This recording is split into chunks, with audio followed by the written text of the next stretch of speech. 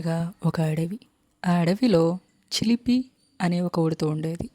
ఆ ఉడతకి ఒకరోజు మెరుస్తున్న ఎర్రటి బంతి ఒకటి కనిపించింది. ఆ బంతిని చూసి చిలిపి ఆశ్చర్యంతో ఏంటి ఈ బంతి, ఏంటిది అని చెప్పేసి అటు ఇటు తిరిగి చూసి ఆ బంతిని కాలితో తన్నడము, తన ముక్కుతో దాన్ని నెట్టడము చేసింది.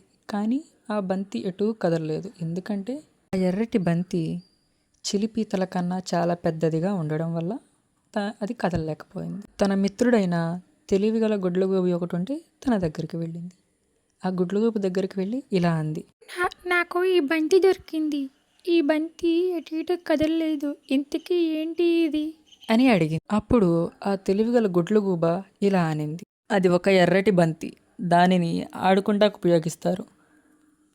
అంటే దాంతో నువ్వు పైకి ఎగరేయొచ్చు. దాన్ని ఎటు విసిరి కొట్టినా అది